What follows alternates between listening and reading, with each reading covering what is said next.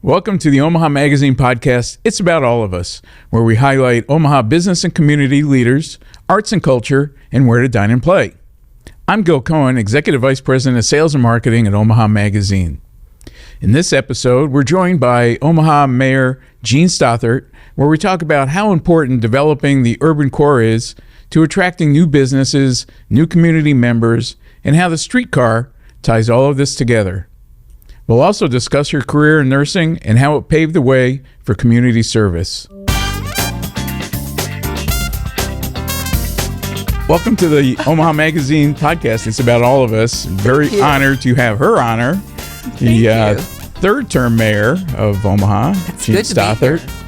This is an exciting opportunity for me personally, and also for the magazine to have you as a guest of our new podcast. Thank you. So thanks for taking time out. I know you got so much stuff going on. There's a lot going on, but that's good. Busy is good. And it's an exciting time in Omaha right now, and it's really exciting time to be downtown Omaha. Yeah. Oh, absolutely. With the new, regardless of the flood and everything else, with the new mall, the new all the new development down there, it's just incredible, isn't it? It's amazing. Yeah, to be able to transform that pit that was down there. And I have a buddy that lived down in the old market, and he was like, all he would do was go down there and watch those trucks come. And I'm assuming it was the same dirt that they dug out of there from Gene Leahy, maybe brought back over, whatever years later. But he would just watch those trucks one after another. Well, I tell you, the Gene Leahy Mall, it had its purpose when it was built, but it wasn't useful at all because of the big slope that you had. And I had one person describe it to me as a swamp, but we always had to dredge it out every now and then. But when we raised it to street level, I can't tell you how many people complained to me about it, saying you're ruining the Gene Leahy Mall. I like it the way it is. But, already over 2 million people have visited that mall. Gene Leahy Mall opened 2 summers ago. Heartland America Park at Lewis and Clark Landing opened August 18th of last year. Right. And now that it's all connected together, it's just spectacular. And it's packed down there. All the time. Every time I've been down there. In the dead of the winter. It's just packed down there. Now, I did get kicked out of there for smoking a cigar. One of the guards told me. They keep it nice down there. But, it's so pristine and perfect. And it's amazing that it has stayed that way because people are taking care of it. And I get my biggest delight out of when people from out of town come. And I talk to a lot during the College World Series. Oh, absolutely. And a lot of people from the NCAA. I even talked to Peyton Manning about it. And, they just gush about how it had changed just from the year before.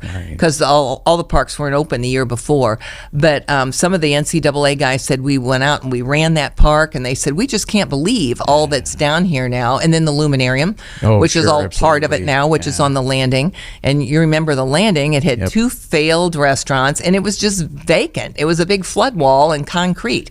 And now I was down there yesterday. I'm laughing because I used to run the riverboat, the River City Star, before they had all that other stuff down there in Miller's Landing. So I'm very familiar with all the stuff that's been going, that had tried to do things down on the riverfront. Right. Yeah. It's just, and then you talk about other things. You talk about the Bob Carey pedestrian bridge. We're building the Baby Bob, we call it.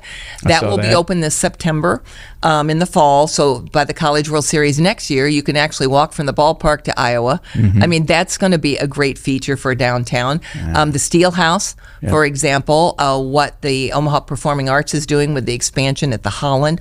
All of that just brings a lot of vitality and a lot of development to downtown Omaha, and more people want to live down there too. And you just did, what did I hear the other day? You just got some funding for what they call shovel-ready projects, and that part of that was the Tenaska Center, which is pretty much already built. But how does that work? That was the last bit of money from the state of Nebraska from the ARPA recovery money, and not ARPA, but the COVID recovery money that the state received, and the last part went to areas of art and entertainment and sports. And so the governor was here. I was with him. We did a press conference, and they gave another chunk of money to, this was 3 different areas in Omaha. It was the Joslyn, it was the Holland, Omaha Performing Arts, and then the Elkhorn Youth Athletic League. And so this money just greatly helps, that our community. Several months ago, I was with the governor, and we gave a lot of money to North and South Omaha, a lot, tens of millions of dollars. And so all this is very, very helpful. But people have their eye on Omaha, not just in the state of Nebraska, but all over the country right now to see the progress that's happening. Well, it probably hasn't hurt that Forbes named Omaha the #1 city to live in. To move to. Yeah. But why aren't they moving here? Yeah. I had this, and the only reason I'm asking this now, or just this way, is I had that same question. I posed the same question to Heath Mello. He was on a couple weeks or so ago. And so why aren't people flooding to get in here? First of all, they are. I mean, I have grown the base of the city as far as population. We're right under 500,000 right now. I've done most of that by annexation. Right. But I'll tell you two different things. Number one, this is what I hear all the time too, and this came from the general who's the commander down at Offutt Air Force Base. He said when they offer Omaha to people, they're like, never been there, don't know. And he said when they come here, even for one time, they're like, I don't want to leave. Right. So we got to get people here to see what it's like. I think that's what's really important about getting people here to Omaha. Now, the other thing is what the Forbes did. They ranked us 100 out of 100 points. But one of the things they said is weather. Yeah. And I thought, did they do this in the summer? But, you just adapt to that because we're right in the middle of the country. We're easy to get to. And I think, the weather is just one thing that we have some cold winters. Yeah, they have great weather in Las Vegas too, but now it's 124 degrees. So it's all things being equal. But the other thing is too, what we really want to do in our urban core is to attract new businesses and residents, and those are more young professionals. So what do you do to get those here? You look at what they want. What is it these businesses and young professionals want to move into an urban core? And I'll tell you what they want. They want affordable housing. They want public transportation. They want walkability. They want entertainment. They want open spaces.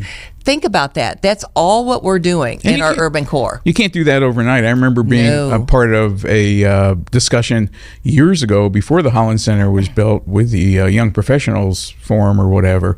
And one of the major issues there then at that time, this is probably going back 20, 30 years. Well, it's got to be more than 20 years, but was that there's no art center. There's no common art center. And boom, I know. The Holland Center was built thanks to Dick Holland and many others. And many others that put money. And I want to talk about that in a little bit too, but these things don't happen overnight. You have to plan for them. And I remember when I was running for my second term, a very well-known businessman in Omaha, I asked him for his support, and he said, I'm going to support somebody else because you have no vision. And he said, this downtown should be full of cranes and building. And I said, I have a vision, but you can't do it in 4 years. No, you can't. You can't get everybody together. You can't get philanthropy and the business community to trust a new mayor in 4 years. And now look at it. And that's important too. In fact, that's why I decided to run again, because it'll really slow the progress down with a whole new administration. Because we've got a really good thing going with public-private partnerships now, and we have achieved so much in Omaha that we couldn't on our own without the help of philanthropy and the business community. And I'm sure you've read that article, and I can't remember if it was the New York Times or Washington Post about comparing Omaha to Wichita and how much philanthropic support Omaha has compared to Wichita. And there's similar cities, I think. It's quite amazing. In fact, when I used to go to meetings with other mayors, and they slowed down during COVID, and they really haven't picked up that much yet, but we would talk about that, and other mayors would be amazed. I mean, they would say, shoot, we have a big project, we might get $5 million or maybe 10 at the most. But when you think with the Gene Leahy Mall and our riverfront parks, we got $400 million of private money, and this is city-owned property. It's amazing. Same with our ballpark, for example. That was maybe $138 million ballpark. A lot of philanthropic money went into that, went into our Arena Convention Center. I mean, it's just amazing. The Holland Performing Arts Center, a lot of people don't realize we own the property that the zoo sets on. Oh, I didn't realize the city owns it. We own it. Oh, wow. We own the Orpheum Theater. People Okay. don't realize that. I didn't realize that either. And it's run by Omaha Performing Arts, but Right. we own it. And so this is a good partnership. I Yeah. mean, we couldn't keep that theater that holds, first class Broadway shows going the way it is. It's more beautiful than any theater I've ever seen in New York City. And that's because of these great public-private partnerships. But they don't come easy, and you got to build the trust. Yeah, and then another one I think was just announced yesterday is putting some safe walkways in Benson and Blackstone District and things like that. That's a whole other funding source, wasn't it? Most of the things with that have to do with roads or the public right-of-way, that's city money. You don't really, I don't ask philanthropy to help with road projects. I think that's our responsibility. And so, but there's, any kind of big, development. There's so much going on right now with public-private partnersps. One of the things I'm the most proud of now is the new Mutual of Omaha skyscraper. Yeah, that's going to be pretty incredible. And they could go anywhere in the country. Of course, we want Mutual of want to Omaha to stay here. in Omaha, Right. but they could go anywhere in Omaha, and they own other property. That Turner Park East area, Right. That's they all own theirs. all that. They could have built there, but we really wanted them downtown. We wanted when you could see that picture of Omaha in the future, that skyline. Yeah. We think another tower there that says Mutual of Omaha. That is what we're looking for. At So our when's the urban grocery core. store coming downtown? It's coming. It's yeah, coming. I've got there's That's there's- one of the questions I get asked all the time. When it's are they going coming. to build a grocery store? And there's some formula that they use. I don't know it off the top of my head, but it takes so many residential units within a downtown that could support a grocery store. We're And that makes there. sense. I We're understand. there now, and we've exceeded it. So there are two developments that are going on now downtown that I know both of them are working on a grocery store and are very close to signing the LOI, the Very cool. letter of intent. That'll help because you do have so many new residents down there with the brick line and some of the other yes. projects that are going on. Right, and more are coming all the and time. more will be down And, there. that's a good point. You brought that up because I have people say, why are you letting all these apartments to be built? I mean, you see them everywhere from downtown to midtown. They're Right. everywhere. And nobody's going to move in those. They are filled as soon as they open them up. Yeah. I mean, people want that. And these developers are very smart and savvy, and they're not going to build if they don't think they could fill it up. Good example is Central Park Plaza, Okay. which are the big two towers at the end of the The old Gene Leahy ConAgra Mall. building. And that's where Sullivan's is at the base, Yep. right there. And that is old, kind of Class B office space. It's about 70% vacant, soon to be 100% vacant. Wow. Todd Hestead bought those, a developer. He's going to convert them into over 700 apartments. Wow. And he wouldn't do that unless he felt like he could fill 700 spaces. And then when I did the press conference with him, he said, I would not do this without the streetcar. I couldn't do it without the streetcar. So that's what you really like seeing. So let's segue to the streetcar. Pivot to the street. Pivot to the streetcar a little bit. And before we started recording, Mayor and I were chatting about the streetcar. And one of the questions I get asked, I get several people ask me, why do we need a streetcar? And I can explain the economic development side of it. I can explain the, why it has to be a set track, Permanent, right. permanent track. What I can't explain is the funding. Yeah, it's a little bit complicated, but it definitely does work. And the streetcar is a catalyst for economic development, and it's a catalyst for economic development because it is permanent. Those rails aren't going to be moved. I have people say all the time, "We'll have more buses. Use Ollie the trolley." There is no economic development that occurs around a bus because they could change the route tomorrow. Exactly. So what we did is we figured out with the Urban Core Committee, they came out with a strategic plan several years ago. The number one most important issue in that strategic plan to develop our urban core was a streetcar. It's to get people in, around, and out of downtown. We have so many good venues downtown, like the ballpark, everything. Just think about when you go down there. You go to the ballpark, you park, you pay. And then you want to go maybe to a show. Then you got to get in your car and you got to move around and pay again. Then you want to go out to dinner and you got to get in your car and pay again. This streetcar will allow you to park. Say we're going to buy the city will purchase the 3 buildings or the 3 garages at Midtown Crossing that Mutual of Omaha owns now. Oh, wow. So if you live out west, you could potentially drive your car, park there, and get on the streetcar and take it everywhere you want to downtown. It's free to ride. Right. We're not depending on any fee. You jump on and off. Those cars, Ollie the trolley might hold 40, 50 people. Right, right. The streetcar will hold 120 to 150 each. Right. We're going to buy 6 cars. They're going to be running every 10 minutes at every stop. You jump on, you jump off when you want to get on it. And what we did is they gave us a funding model. And I said, okay, I'm all in for the streetcar. I understand the value, but show me how we can pay for it without raising taxes. And they did. Okay. They gave me a model. So then we took it many steps further, had a company out of Baltimore called Municap come in, and they spent 10 months here going through every parcel along the route. And they gave us a very conservative estimate of the development that would happen and the revenue it would generate. Okay. And they estimated that in the first 15 years, we would have $2 billion worth of new development right along the route. Now, this is what's important. By the end of this year, 2024, we already have $1.3 billion. Committed And underway. It hasn't even started construction, so it's already successful. Are these residential developments, or are they retail developments, or what? Well, what's been the most popular? I'll just give you a couple examples. One is the new skyscraper that Mutual of Omaha is building. So the second is the Central Park Plaza, which Todd Heasted is doing, which I just mentioned. The third I'll mention is the redevelopment of Mutual of Omaha's current campus at Midtown. Okay. And I was always worried if they move downtown, what's going to happen to Midtown? Right. Because Midtown is Mutual of Omaha. Yeah. And they are going to redevelop that whole area there. It's going to be done in phases, but we're talking $600-700 million worth of new development at Midtown because of the streetcar. Because of the streetcar. Yes. And, like with Mutual, they have 4,000 employees. They are building a garage of 2,200 stalls. Now, 4,000 aren't there at one time. Right, exactly. The city is going to, after they build it, we're going to buy that garage. Okay. We're going to own and operate it.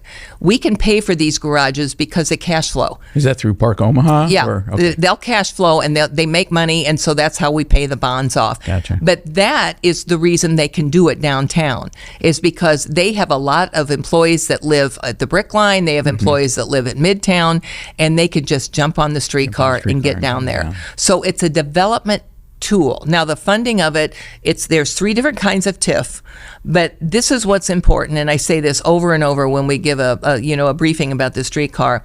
Only revenue producing commercial property along the route will pay for the streetcar. Okay. Within 3 blocks and then 6 blocks of the rails. Okay. That's it. And there will be enough development. Now the new figures are there'll be $4 billion worth of development in the first 15 years. Wow. That's more than enough to pay for the streetcar and have a lot left over. Yeah. So we have been, I think people know me by now, I'm very conservative with the budget. I'm not going to jump in You're for very anything. transparent. Yeah, we try to be. Yeah. And with everything we do, and I wouldn't do this if I wasn't really 99.999% confident that this is going to be, it's going to be transformational for Omaha. Is there someplace, so hopefully, I don't know which camera Martin is, if you don't understand the funding, I think the mayor explained it very well. I think it's pretty easy to understand how that all works. Is there someplace that they can go for information? Well, there are, there's the website for omahastreetcar.com, but as far as the actual funding of it, it is a little complicated to understand. But I will tell you this, Steve Jensen is a former planning director, City of Omaha. He and I do a PowerPoint. It's 30-minute PowerPoint. And we explain the entire thing, and almost 100% of the people that listen say, I get it now. We will come and do this to anybody. Okay. I mean, we've done it to many, many groups, big businesses in Omaha, small businesses, to explain. But just to give you an example, is the value of the property, though, along that route. And this is no single family, no condos, no duplexes, triplexes. They're not going to be paying for it. Okay. Their cost is not going to go up. Right. But the value of the property along the line is going to go up. And it's that increment of what the value is now and what the value will be with the streetcar is that the amount of money, of TIF money, that the city can use. Another thing is that any new development, for example, Mutual of Omaha, 25% of their TIF eligible expenses that the city will award them, and by the way, the city does not go into debt over TIF. The developer takes a loan from the bank, not the city. But 25% of their TIF goes to the streetcar. Wow. So 25% of the TIF that Mutual of Omaha was awarded will go to the streetcar, and any new development along the route the same. And they've agreed to that. So hopefully people understand, but if you don't, contact the mayor's office. They'll get you the, they'll do the It's a little complicated, but the thing of it is, as I said, no increase in property taxes, no new taxes, no new occupation taxes, no increase in sales tax, or I'm not in. Yeah. And I'm very, very confident with this funding model that they have given us. And it's not unlike what we have already done in the city of Omaha. And a good example is Exarban Village. Okay. So when Exarban was built, very successful. It was nothing there, an old racetrack. And we, the city, upfronted and paid for with bonds all of the infrastructure, roads, sewers, infrastructure that went in Exarban Village. And then as it built up, and that was worth a lot more value now than it was as an old racetrack sitting there vacant, then they paid off our bonds. Wow. So that's basically exactly what happened at Exarban Village. Yeah, so it'll be similar, and we all know Exarban Village is very successful. Pretty successful. Yeah, very successful. And people ask me also, why don't you put it for a vote? I've had that said to me so many times. You don't need to put everything to a vote. You know, that's why I'm elected. That's why the city council's elected. You got to trust your elected officials to look out for the best in the city. You do. In certain circumstances. But example, we didn't put Exarban Village up for a vote. We didn't put the new ballpark. No. We didn't put the Gene Leahy Mall and the riverfront parks. We didn't, all of these great development. You can't put everything on a ballot for a vote of the people. Yeah. So they got to trust you. And if they don't vote for you again. Cool. Well, that's a great explanation of all that. And so I was going to start this off a little bit different, but then we just started talking, and I thought that was great. How do you make the transition from nursing to politics? Oh, golly. What changed your mind in the field of nursing to say, I think I want to run for office. I want to be on the Millard School Board. It's kind of easy, though, for me. But, I was a critical care nurse. I ended up being head nurse and head of cardiovascular surgery at St. Louis University when I was working. And I worked in other cities. I was in Seattle for a while and then back to St. Louis. But anyway, as a head nurse, I did the budget, I did the hiring, I ordered the equipment, I managed the department. So you're an administrator. You were an administrator the way we did it at St. Louis U. But when I moved here to Omaha, which was in 93, my kids were going into kindergarten in second grade. They were little then. And I thought, well, my husband had a really demanding job. He was a trauma surgeon. I thought, if I go back to work here, I'm new. They put me on midnights on the weekends. And so I thought, I'll just get involved in the Millard School District. Yeah. And that's how it started. And so I got involved, just volunteering in my kids' school. And then there was an opening on the school board. Somebody resigned midterm, their 4-year terms.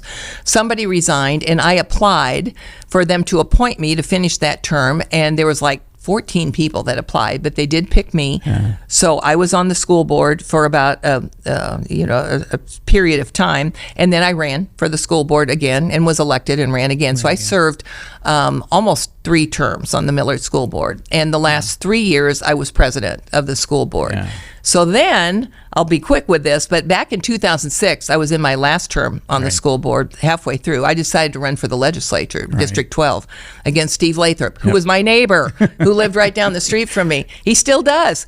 And signs in your yard facing each other. I told him I used to go through his trash in the morning. But, it was a really tight race, and I was declared the winner the morning after. And on about the 9th day, when they counted provisional ballots, it flipped, and I was behind by 14 votes.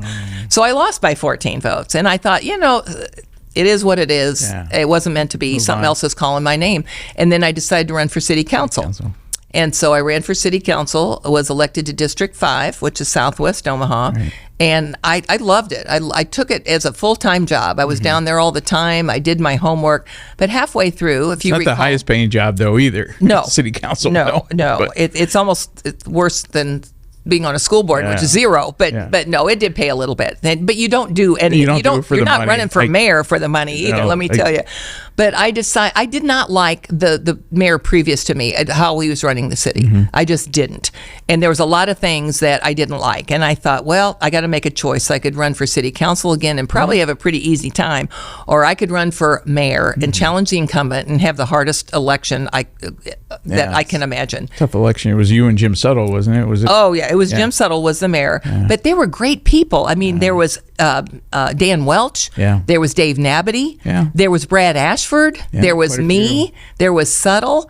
And there's never been a woman mayor. And I was going to mention that too. You're the first woman mayor, and you're the first mayor to serve 3 terms too, which is certainly a credit to to everything you've done for the city. I mean, obviously, I'm happy about that. Stay in office if the majority of the people are unpleased with what's going on. So obviously, there's going to be opinions from both sides. Somebody's not going to agree with this. But assuming that they're in a minority. But you know what? I worked so hard in that race. And, everything I'd done in the past kind of helped me with it, because I thought I am never going to lose a race by 14 votes again.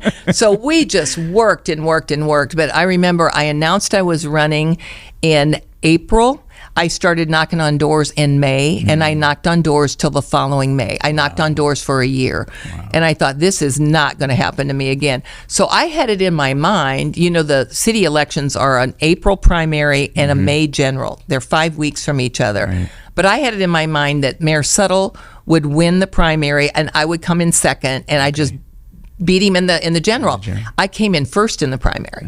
So I beat the incumbent mayor in the primary. And then we had a pretty, not easy, but the money started coming my way, the donations, and I won by a really good margin. Now, you had mentioned you had Heath Mello on your podcast before. Heath Mello was one of my opponents at one time. He was tough. Was he? I mean, because he was good. He was eloquent, smart, savvy, political. I think he's doing great at the chamber. I hope he does great at the chamber. We work together so well right now. Great. It's always my philosophy, and I'm glad it's Heath's too, that you put all that behind you, because it doesn't do any good to hold a grudge. And Heath and I both want the same thing. Right now, we want the city to thrive and grow and do better. And so we work together all the time now. And I like him a lot. Probably a good partnership. And he's doing a great job. Obviously, you have a vision for the city, a continuing vision. And along with Heath, and I know that he's working on several initiatives to he has a big job. It's just, and I think he mentioned that is, it's hard to get people to move to Omaha if you don't have those higher paying jobs or better jobs, but trying to get those people here first is hard, because their workforce, our unemployment rate in the state is, I don't know, what is it, 1.2%? Yeah, in Omaha, we're about 2%. Yeah. And so that's why when we talked earlier about the urban core and the initiatives, we want to bring 30,000 new jobs to the urban core. That is our goal. How are we going to get these businesses here? We're creating a new urban core to attract those businesses. But the businesses aren't going to come here unless they know they have the employees. And when they look at Omaha and say a 2% unemployment rate, where am I going to find my employees? Where am I going to find people? So that's why all of this works together and is so important for Omaha's future. And I've also had people say to me, why do you want to keep on growing Omaha? I like it just the way it is. Just keep it the way it is. And we say this in every streetcar presentation. Cities never sit still, ever. They either move forward and develop and prosper, or they decline and fall behind. Right. But they never will stay the same where they are now. I don't want to be mayor of the city that declines and falls behind. So we keep on moving forward. Now, can you imagine if San Antonio did that? They said, well, we don't want to grow. All you'd have there is an empty waterway in the Alamo. Right. You wouldn't have this. No. So, and then I'm originally from St. Louis. I mean, I haven't lived there since the 70s, although the social media people think I still live in St. Louis. Has done a great job. The Union Plaza down there, or the old train station and all the development. But you ought to see downtown. Do you know Omaha is bigger than St. Louis now? Wow. No, I didn't realize that. The last 10 years census, St. Louis population, the city proper, not the county, was less than 300,000. Wow. And we are a little bit under 500. So St. Louis, the core itself, is not doing well at all. People have moved out into the county, but not the city. We want the city of Omaha to continue to grow. Continue in there. We have a couple minutes left. I know you have to be somewhere in a little bit. I want to kind of, what's been the most challenging part of your job over the last 12 years, and what's the most rewarding part of the job over the last 12 years? Well, the most challenging, I would always have to say, is my first responsibility, and that's public safety. So my first responsibility is to keep the citizens of Omaha safe. Right. And so that we deal with every day. We've been very successful. Our crime rate is being looked at all over the country. It's very low, isn't it? To put it in perspective, last year we had 29 homicides. A city this size. Put it in perspective, Kansas City, our neighbor, they're a little bit bigger. They had about 174. Wow. St. Louis had over 200. Oh. So, I mean, when you look at that, and then that we also keep track of the number of non-fatal shootings, and we are the lowest it has been since we started keeping track of it. We have a great police chief. We have that I work really well with, a great police department. My struggle now is a lot of people that wanted to go into law enforcement don't anymore. And it happened when it was all the defund, disassemble the police movement was there all over the country. We used to have 1,600, 1,800 applicants to a class. The last class that we had less than 400. Is that a result of just unemployment, or is it just I think it's a result of people saying, I don't want to be a police officer anymore. So right now, we are budgeted for 600 or 906 police officers. I'm down 100. Wow. Officers. Now, when I tell you these crime statistics, which are unbelievable, that is with a police department that is stretched thin. And it's not going to last forever. Yeah. So we've got to build that up. Now, for this year in 2024, we worked with the police department, and we gave, starting January 1st of this year, the Omaha Police Department a $9.5 million across the board raise. Okay. We wanted to up their salaries because I felt like we were the largest in Nebraska. We had to be the highest paid. So we did that, and we hope that a combination of improved recruiting, job fairs, things like that, going into the schools, and then a much higher salary. Their entry went way up. They used to be about $54,000 to enter into training to go into the academy, and now they're about $74,000. That's a big boost. That's a big boost. And so we're hoping that in combination, Chief Schmatter really feels like by the end of this year, we should be back to pre-COVID, times before all of this movement happened. But that is my biggest challenge. The other thing is the budget. Yeah. And because, I want to keep taxes as low as we can. I've lowered the levy 4 times. I'm going to lower it again in 2025. So that's 5 times. We've lowered it over 8.5% so far. But still, people don't see it on those bills because their valuations are going up. Yeah. And so it's like that's a double-edged sword. You can't, yes. Yeah. And you still have to pay for things. I still have to pay for libraries and streets and public works and parks and all of those things. So it costs a lot to run a city. Yeah. Well, hopefully we could go another half hour. I know you have to be out of here in a little bit, but I certainly appreciate you coming on the show. It's been an honor to have you on. I do have to say that my personal opinion, this is not necessarily the opinion of the magazine, but you've brought so much class and grace to the position of mayor. And Thank you. It's an honor to have you, and it's an honor to have got to know you. So Thank you. Everything you're doing. I do. For the city. I do love my job, and I hope it shows. Thanks again for joining us today. Make sure to hit that subscribe button so you'll never miss an episode.